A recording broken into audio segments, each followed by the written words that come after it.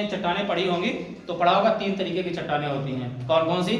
आग्नेय चट्टानें, अवसादी या परतदार चट्टानें, तीसरी रूपांतरित चट्टानें। ओके, रूपांतरित चट्टानें वो चट्टानें होती हैं जब आग्नेय और अवसादी या परतदार चट्टानों पर संयुक्त रूप से ताप और दाब की क्रियाएं अनवरत लाखों वर्षों तक, मतलब कई हजार साल कह लीजिए, जब एक साथ संयुक्त रूप से क्रियाशील होती है, काम करती हैं, तब क्या होता है? इन दोनों प्रकार की चट्टानों में रूपांतरण होता है, मेटामॉर्फिज्म होता है, बदलाव होता है, तब ये रूपांतरित चट्टानें बनती हैं। जैसे आग्नेय चट्टानें कौन कौन सी हैं? ग्रेनाइट है, अम्लीय आग्नेय चट्टान है, बेसाल्ट है, क्षारीय आग्नेय चट्टान है, गैब्रो है, डायोराइट है, सर्पेंटाइन है। ठीक है, और आपकी जब ग्रेनाइट रूपांतरित होती है तो किसमें बदलती है? नीस में बदलती है। ठीक है, और जब बेसाल्ट बदलती है तो किसमें? सिस्ट में बदलती है।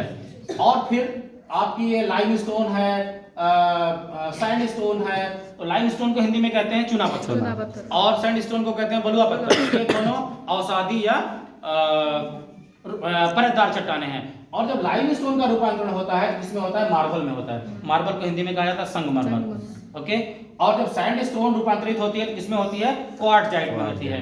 ओके, तो इस तरीके से बच्चों ग्रेनाइट है, क्वार्ट्ज है, नीस है, सिस्ट है, सर्पेंटाइन है, क्वार्ट्जाइट है, सील है, स्लैट है। कहने का तात्पर्य हुआ कि जिनको आपने अपनी बुक में बहुत अच्छी तरीके से अध्ययन किया उनका यहाँ पर एक साथ में दिखाई, क्योंकि वहां आप उनको फिजिकली नहीं देख पा रहे हैं, उनको समझ नहीं पा रहे हैं। आपने गैब्रो रट लिया कि इग्नियस रॉक है, लेकिन आप इग्नियस रॉक गैब्रो को यहाँ पर अच्छी तरीके से देख सकते हैं कि ये गैब्रो है।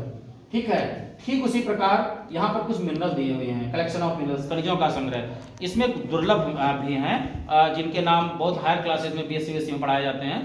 अब आप देखिए इसमें जैसे ये बोरॉन है, आप जान जाएंगे, बोरेक्स जान जाएंगे, लेकिन फेल्सपार जो है ये आपको अभी नहीं पढ़ाया गया होगा। मैग्नेटाइट है, मैग्नेसाइट है, रेड ऑक है, सर्पेंटाइन है, ग्रेफाइट है।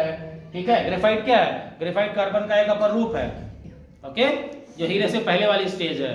हीरा भी कार्बन का एक अपर रूप है जो शुद्धतम होता है।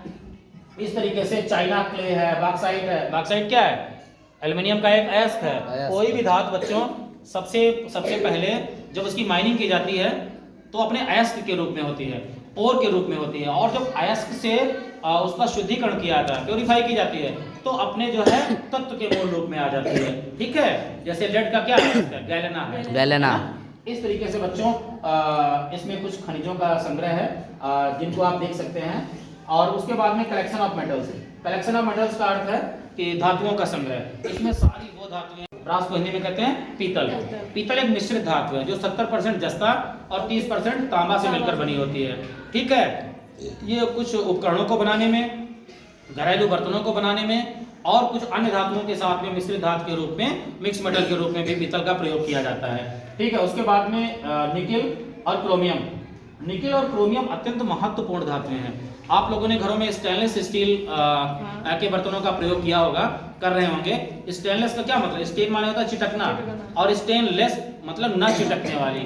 ये जो न चिटकने वाली जो धातु है, इस्पात या स्टील जिसे इंग्लिश में कहते हो, इसकी मैन्युफैक्चरिंग कैसे होती है? कैसे इसका निर्माण किया जाता है? जो 87% लोहा होता है और 3% निकिल होता है और 10% क्रोमियम होता है। तो 87 और 3 90 और 10 100, 100% जब कोई धातु बनके तैयार होती है उसे स्टेनलेस स्टील या स्टेनलेस इस्पात कहते हैं, न चिटकने वाली इस्पात कहते हैं। ये जो 3% निकिल होता है क्या प्रोवाइड कराता है बच्चों?